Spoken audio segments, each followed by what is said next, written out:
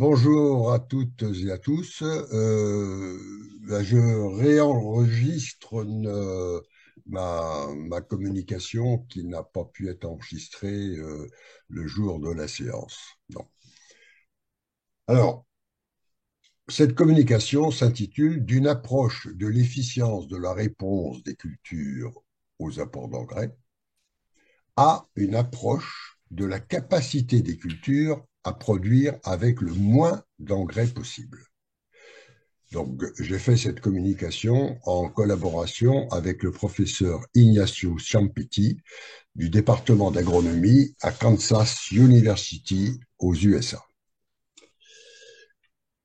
Alors, le point de départ est des études que nous avions menées il y a assez longtemps. Donc, vous voyez, ça, de 75 dans les années 80, avec Jean Salette sur la prairie, où nous montrions que le prélèvement d'azote par un peuplement végétal est rétro-régulé par la dynamique de croissance en matière sèche de la culture. Vous avez ici des différentes années sur une fétuque élevée de prélèvement d'azote avec une grande variabilité entre années. Et ici, la même année, différents génotypes d'espèces, fétuques, dactyles, génotypes, avec des différences. Toutes ces différences se retrouvent totalement expliquées par la dynamique d'accumulation de la croissance de la plante.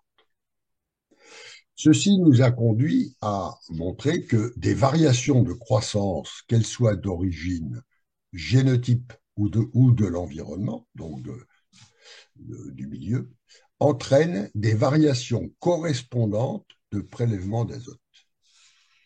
Le besoin avec une allométrie entre les prélèvements d'azote et l'accumulation de la matière sèche. Cette allométrie montre que les besoins en azote des cultures par quantité de matière sèche produite diminuent lorsque la biomasse de la culture augmente. Deuxièmement, troisièmement, que le prélèvement de l'azote ne reflète, ne reflète donc plus la seule disponibilité de l'azote dans le sol, en nitrate ou en ammonium, puisqu'il dépend aussi et surtout de la capacité de croissance de la plante. Donc, l'azote est co-régulé à la fois par la fourniture du sol et par, par la croissance de la plante. Il est possible, en, à partir de cette relation d'allométrie entre prélèvement d'azote et biomasse produite, de la transformer en une relation qu'on a appelée courbe de dilution entre la teneur en azote qui diminue avec le prélèvement, avec la biomasse. Et il est possible grâce à des données expérimentales adéquates, de repérer les points à partir duquel il y a il n'y a plus d'augmentation de biomasse, mais il y a uniquement accumulation d'azote en termes de supplément de teneur en azote. Et cette courbe-là, peut être déterminée expérimentalement, s'appelle une courbe de dilution critique, c'est-à-dire qui représente le parcours de la plante, de la croissance de la plante, dans une situation de nutrition azotée optimale pour sa croissance. Une autre manière de représenter ceci, puisque c'est une relation allométrique, donc elle est linéaire en le globe, donc ici nous avons le logarithme de l'accumulation d'azote dans la plante, et ici le logarithme de la biomasse de la plante. Et on voit qu'au cours de sa culture, la plante tente de suivre, lorsqu'elle est bien alimentée en azote, une situation correspondante à la demande en azote critique ou à la courbe de dilution critique, et que ceci représente donc une homéostasie de la nutrition de la plante. Ceci implique donc que l'homéostasie nutritionnelle d'une plante n'est pas réalisée à teneur constante, puisque la teneur diminue, mais que c'est bien une teneur décroissante qui permet à la plante de maintenir un état de nutrition azotée. Et lorsque l'on fait pour un traitement donné, on voit bien que sans apport d'azote, ici, la plante diminue l'écart entre la courbe suivie par la plante, l'état de la plante et la courbe critique augmente. Et donc, on peut repérer cet état de nutrition azotée par un indice de nutrition azotée. Et ici, nous vous avons mis les lignes correspondantes à des indices de nutrition azotée décroissants. C'est-à-dire qu'un indice de nutrition azotée de 0,6 veut dire, implique que la plante n'a acquis que 60% de ses besoins en azote correspondant à la croissance qu'elle avait. Donc, on est capable de repérer ainsi des indices de nutrition azotée, de les classer selon qu'ils sont non limitants, c'est-à-dire au-dessus de cette courbe, ou qu'ils sont limitants, c'est-à-dire en dessous de cette courbe. Et cet indice permet de quantifier le déficit réel de la plante en nutrition azotée.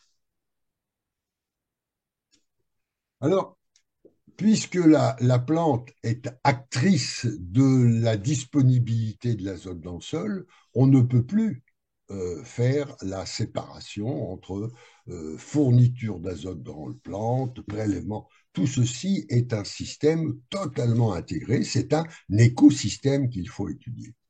Et donc, on voit bien ici que le système représente donc un sol avec sa matière organique, avec un microbiome du sol. Tout ceci est en interaction.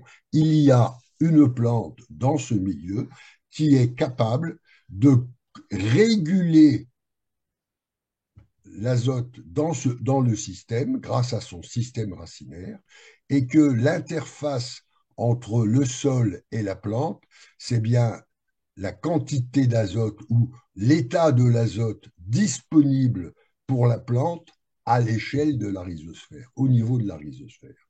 Et ceci, c'est bien la variable de passage, mais cette variable dépend de la plante. Elle ne dépend pas que des propriétés du sol. Et donc, un sol seul ne peut pas vous indiquer quel est son niveau d'azote qui est disponible pour la plante. Et la plante autorégule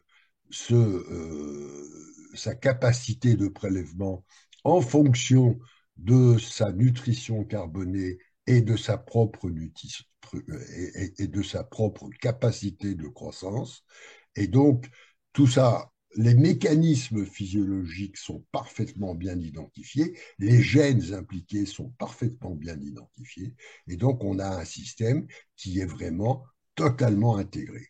Alors, voici ce que ça donne au niveau d'une des courbes.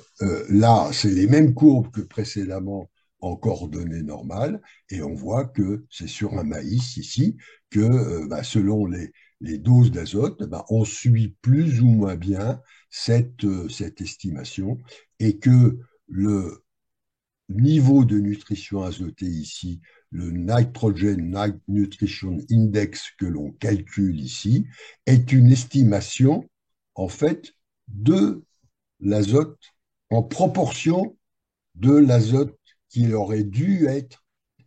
Donc,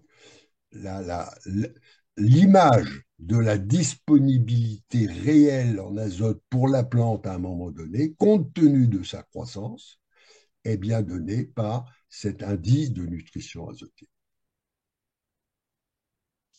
Alors, il est évident que ces courbes de dilution ont été déterminés espèce par espèce. Et une fois que ceci a été publié, tout le monde enfin beaucoup de chercheurs dans le monde ont voulu calculer la courbe de dilution, je dirais, dans leur jardin. Voilà, chacun avait dans son jardin, je vais faire ma petite courbe de dilution. Bon, il a fallu remettre un peu d'ordre dans tout ça, puisque si on veut donner à ces courbes de dilution critiques une valeur heuristique pour juger de l'état de nutrition azotée d'une culture, il faut leur donner une valeur un peu plus générique.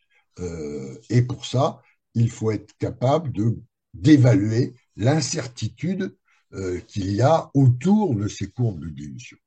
Donc, nous avons entrepris une approche bayésienne avec David Makowski et très rapidement, ceci revient à rechercher statistiquement quel est le lieu des points, le parcours des points qui sont, je dirais, la teneur en azote critique à partir de laquelle on peut considérer qu'il n'y a plus d'augmentation de biomasse, mais seulement une augmentation d'accumulation d'azote dans la plante.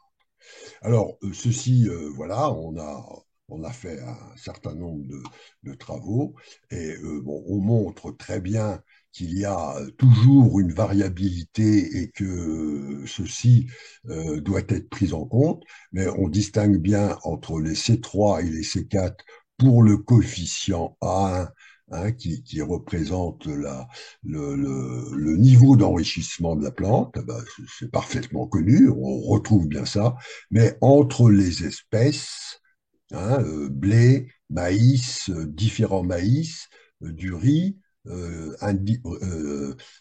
Oryza indica ou japonica, on n'est pas certain, et même largement l'hypothèse d'une non-différenciation du coefficient B qui représente l'allométrie entre les deux est assez forte. Et on voit ici le résultat sur les cultures. Donc, pour déterminer ces courbes de dilution critique, il faut prendre un certain nombre de précautions et on a fait des publications montrant que dans la littérature, on trouve un peu n'importe quoi. Tout le monde a essayé, comme je l'ai dit, de faire sa petite courbe de dilution dans son jardin, mais bon, quand on regroupe cet ensemble, eh bien d'abord, il faut être pour que la courbe de dilution n'ait pas de biais, il faut déjà être certain d'avoir atteint dans son expérimentation la biomasse maximale. Hein, vous voyez qu'il faut bien avoir une courbe permettant d'être assuré que l'on a bien cette non-réponse de la plante en termes de biomasse au rendement.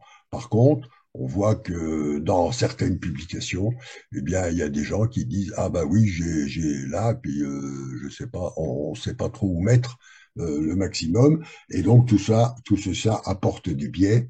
Il faut avoir un nombre de traitements avec 3 points, on a difficulté pour déterminer un maximum. Hein. Avoir un nombre de mesures au cours de la croissance de la plante suffisamment pour représenter l'ensemble des stades et du parcours de croissance de la plante. Et on voit qu'à la fois le biais ou l'incertitude diminue fortement avec le nombre de dates de mesure. Et on voit qu'il faut avoir un nombre suffisant d'expérimentations et plutôt regrouper les expérimentations dans une même base de données plutôt que de les traiter individuellement. Alors, une fois qu'on a ça, on peut espérer faire un peu d'analyse de la variabilité génétique sur ces courbes de dilution, hein, les coefficients A et B. Hein, on a fait ça avec Ignacio Ciampiti aux États-Unis sur le maïs, sur un jeu de données assez considérable, et on en conclut que Bah, finalement, bah oui, on peut mettre en évidence des petites différences, mais elles restent très très faibles et que le maïs et le sorgho ont des courbes de dilution critique très très proches et presque indiscernables.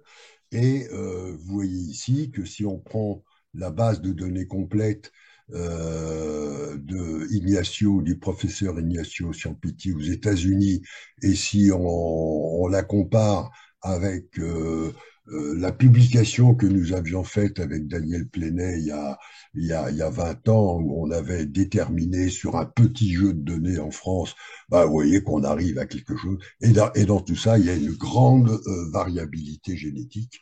Donc, on peut donc conclure à une variabilité intraspécifique très faible.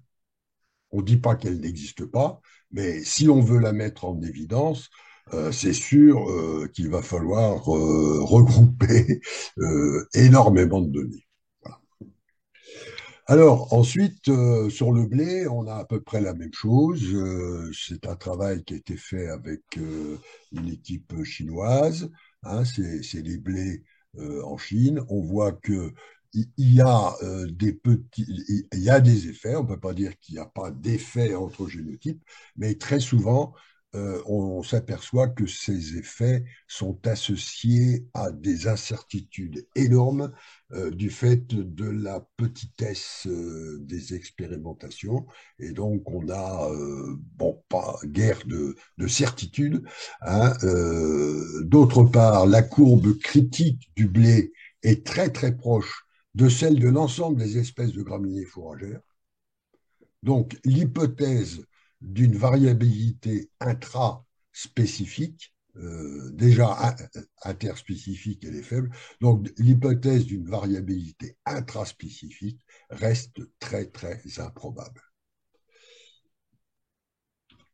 Alors, on peut même aller plus loin et montrer que bah, sur un très grand nombre de données, où on a plus de 700 à 800, regroupé 700 à 800 données expérimentales sur une quinzaine d'espèces de tout type, C3, C4, au niveau mondial. Bien entendu, on trouve un peu n'importe quoi aux extrêmes parce il y a des données où il y a 3 points qui se battent en duel et donc on a du mal, bien sûr, on peut ajuster n'importe quoi. Mais quand on regarde, on trouve effectivement qu'il y a une différence sur le coefficient A entre les C3 et les C4, ce que nous avions déjà largement montré, mais que sur le coefficient B, eh bien, on est à moins 0,35, moins 0,30, je sais pas quoi, enfin par là, et qu'il y a à peu près le même coefficient entre les C3 et les C4. Donc il y a une forte, et on le voit ici très nettement, lorsque vous prenez toutes les données, on voit que l'allométrie entre l'azote absorbé et la biomasse sur un ensemble considérable de données, eh bien, on est sur blé, riz ou maïs. Le maïs un tout petit peu moins, mais sur le blé et le maïs et le riz, on est très très proche de 2 tiers. Et pourquoi ce coefficient 2 tiers entre les augmentations relatives d'azote et les augmentations relatives de biomasse? Eh bien, la théorie que nous avions développée est que l'azote s'accumule dans la plante proportionnellement à la surface de la culture. L'azote est principalement impliqué dans la photosynthèse, donc c'est de la surface, alors que l'accroissement de biomasse est proportionnel à son volume. Et donc, tout simplement, on a une relation entre surface et volume de la plante, donc, qui tend vers 2 tiers, quelle que soit l'espèce végétale.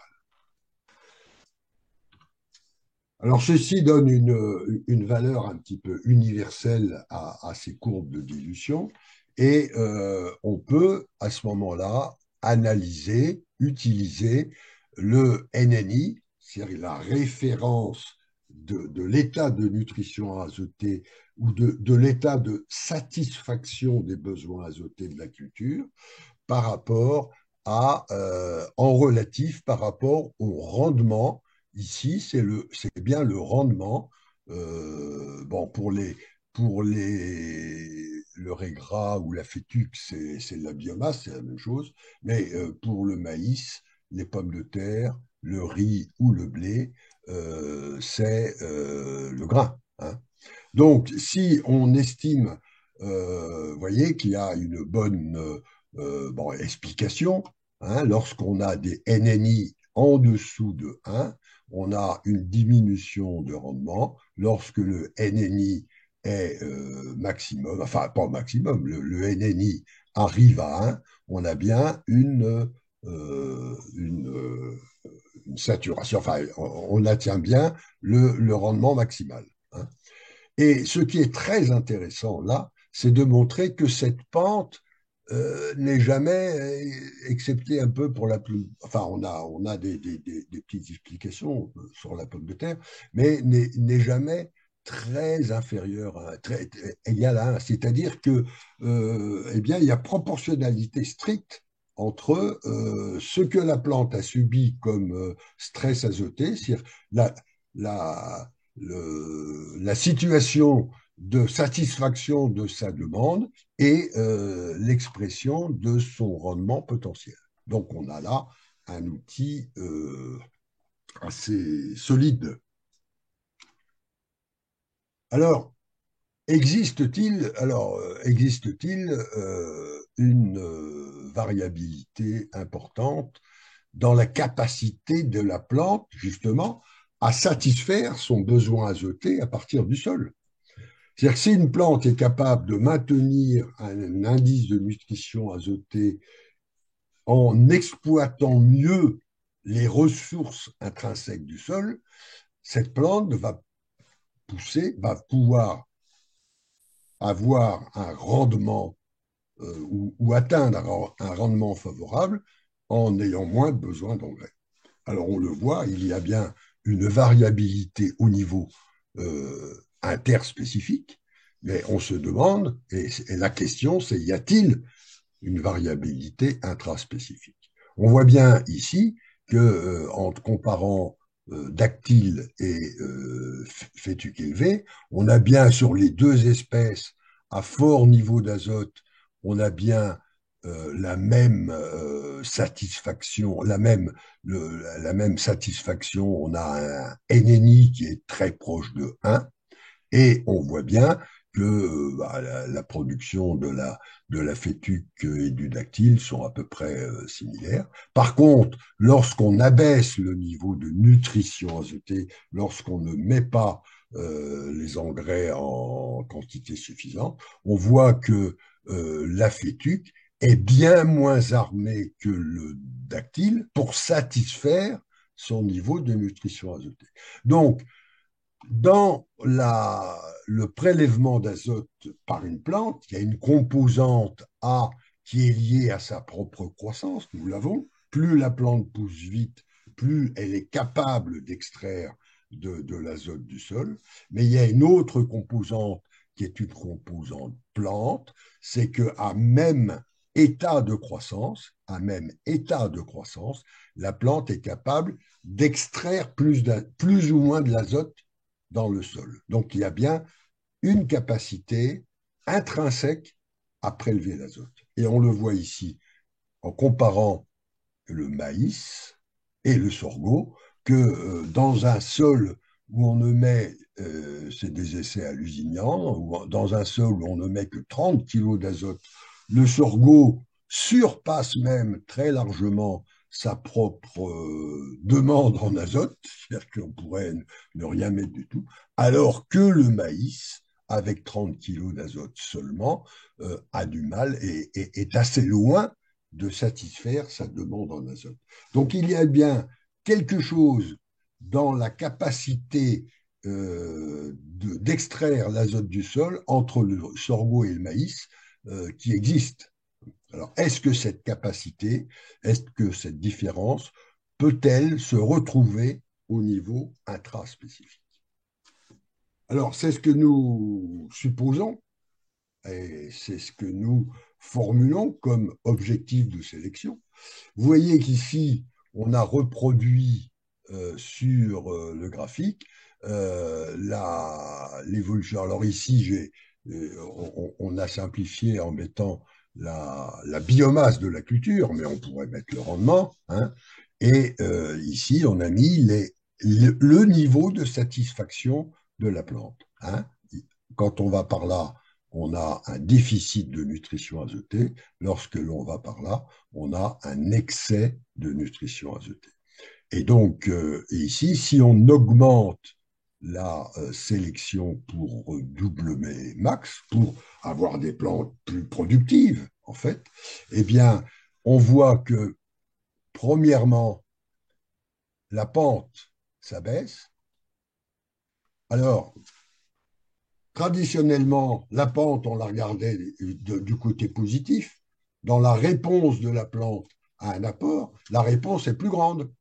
Oui, mais si on la regarde d'un point de vue engrais, eh bien c'est l'inverse. C'est-à-dire la sensibilité au déficit devient plus grande. C'est-à-dire que avoir un déficit de nutrition azotée se paye plus cher plus on augmente W max. Donc, ce qui nous a incité, ce qui a incité les agriculteurs, lorsqu'on a augmenté la capacité de production, de croissance de leurs plantes, à mettre, à ne pas vouloir avoir de déficit. Voilà.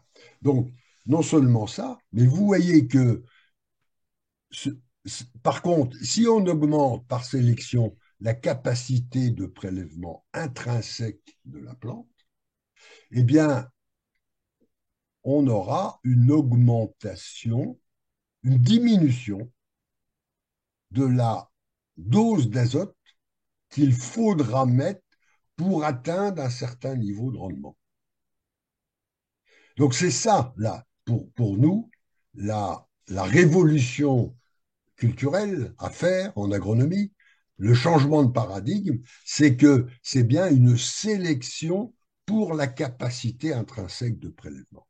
Bien entendu, il faut garder la capacité de croissance, mais surtout, c'est quand on élève la capacité de croissance, c'est-à-dire qu'on élève la demande de la plante, eh bien, il faut également élever la capacité qu'a la plante à satisfaire sa demande.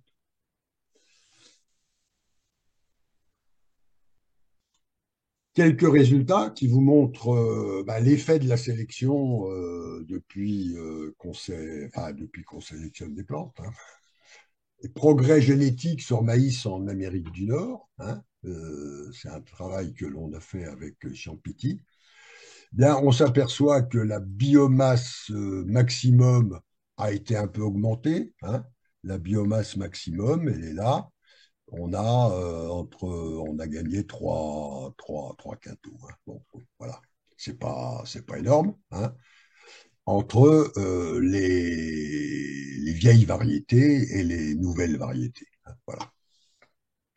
La réponse du rendement, enfin de la biomasse, sans apport, n'a pas changé. Sans apport, on n'a rien changé. Par contre, il, autrefois, pour atteindre le maximum, enfin, pour atteindre un état de nutrition azotée de 1, il fallait mettre au minimum 200 kg d'azote, alors qu'aujourd'hui, il faut mettre 280 kg d'azote. C'est-à-dire que en augmentant le WMAX, la demande de la plante par sélection, mais sans augmenter sa capacité à prélever de l'azote dans le sol, eh bien, on a contribué à passer d'un optimum de rendement nécessitant 200 kg d'azote à un optimum de rendement nécessitant 280.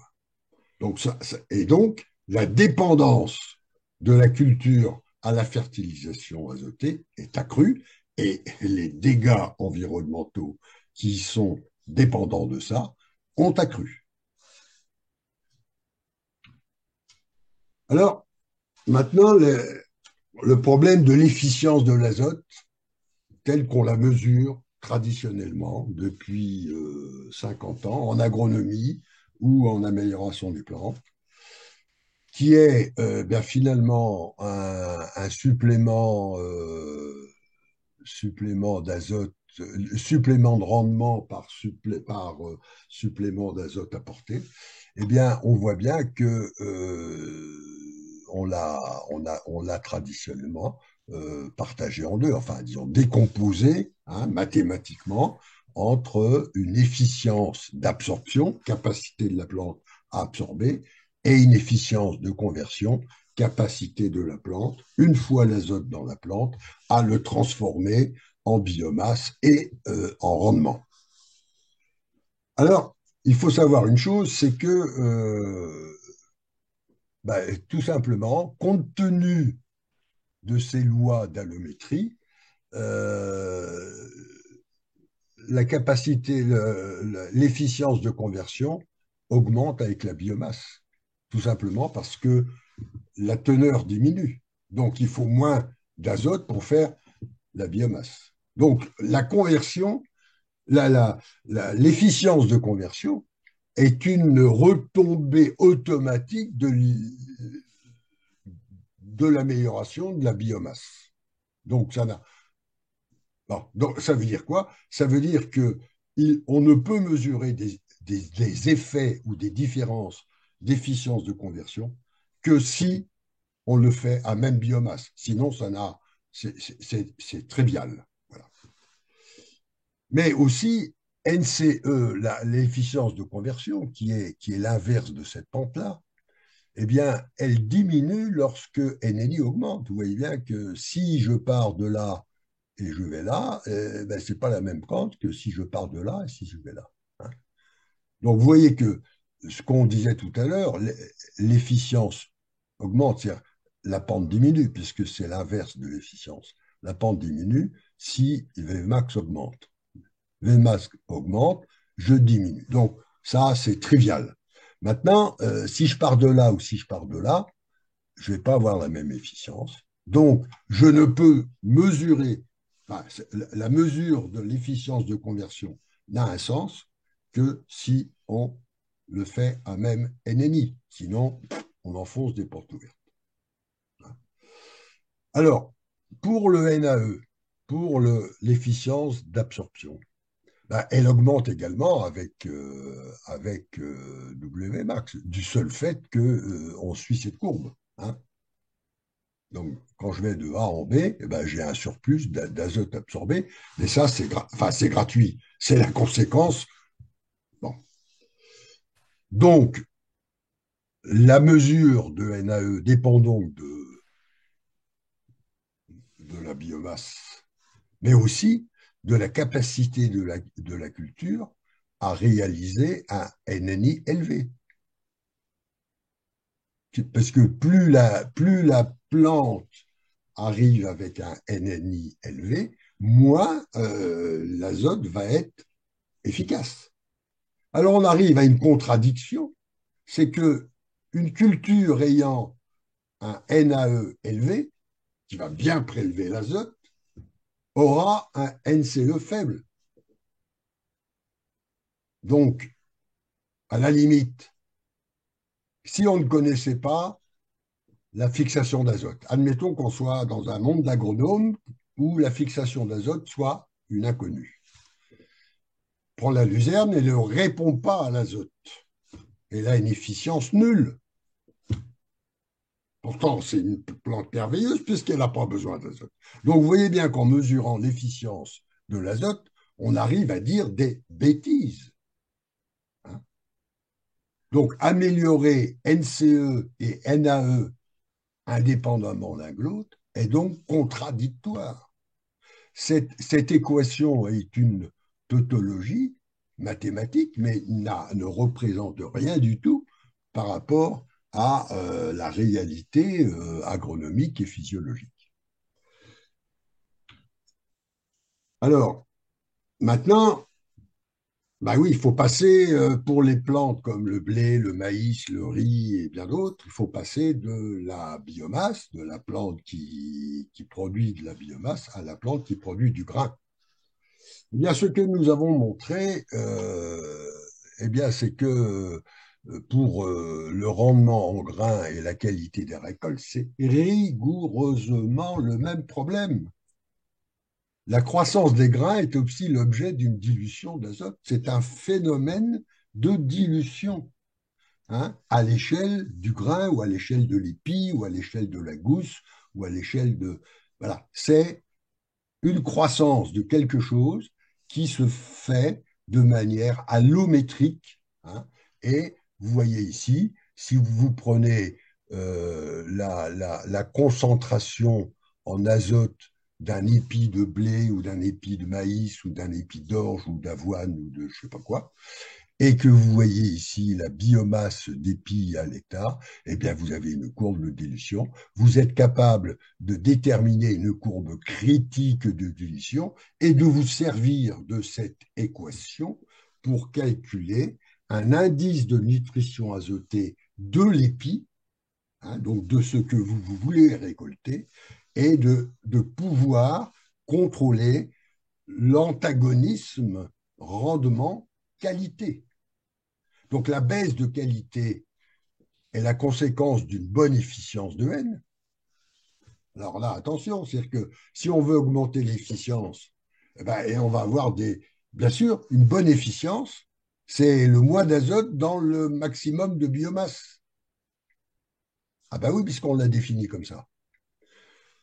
Et que l'antagonisme rendement-qualité n'est que la conséquence d'une augmentation de la biomasse, hein. Et donc, l'allométrie entre le contenu et le contenant. Un diagnostic de la nutrition azotée de la partie grain de la plante épi est possible, et donc on peut calculer un NNI épi qui est fortement corrélé au NNI à la floraison sur la plante entière. C'est-à-dire que à la floraison, un diagnostic NNI permet d'optimiser un NNI égale 1 et la biomasse à la floraison permet d'optimiser le nombre de grains, mais ensuite, il faut s'assurer que les épis qu'on a formés sont bien nourris en azote, et donc on peut faire un NNI épi au-delà de la floraison, et on voit ici que pour le maïs, a besoin d'un NNI à la floraison plus important pour pouvoir avoir un NNI épi de 1 que le blé. Tout simplement parce que le maïs, après floraison, a une capacité d'absorption d'azote réduite et son transfert de la plante vers l'épi n'est pas optimum, alors que le blé, étant une plante C4, ayant un indice de nutrition plus, un, un indice foliaire, pardon, plus élevé en général, a une réserve azotée acquise dans la partie végétative suffisamment grande, pas tout à fait, mais quand même beaucoup plus importante que celle du maïs. Donc, elle est moins dépendante. Donc, on est capable, en utilisant ce même formalisme, de suivre également l'optimisation ultérieure de l'utilisation de l'azote à des fins de produire du grain. Et vous voyez ici que le NNI à la floraison, NNI égale 1, permet d'optimiser la biomasse et le nombre de grains chez le maïs comme chez le blé, et que le NNI grain ou le NNI épi permet d'optimiser le poids de 1000 grains et la qualité. Donc on a tout l'arsenal pour contrôler ceci. aussi bien de la production de biomasse que de la production de grains. On fait la même chose maintenant sur la pomme de terre, hein, et sur les plantes à tubercules. Il n'y a aucune différence. Alors, si on veut réduire la dépendance des cultures vis-à-vis de la fertilisation azotée, il faut améliorer leur capacité intrinsèque de prélèvement des ressources azotées du sol. Ceci passe par une sélection pour les génotypes ayant la capacité, premièrement, d'avoir un rendement satisfaisant, bien sûr, et deuxièmement, d'avoir un NNI le plus élevé possible en absence de fertilisant. Mais si on fait seulement un, c'est-à-dire augmenter Y max sans faire deux, c'est-à-dire augmenter la capacité intrinsèque de prélèvement, eh bien, qu'est-ce qu'on va faire? On va accroître la dépendance des cultures à la fertilisation azotée. C'est ce que nous avons fait pendant les 50 dernières années. On a augmenté Y max sans chercher à augmenter la capacité à fournir l'azote pour le Y max.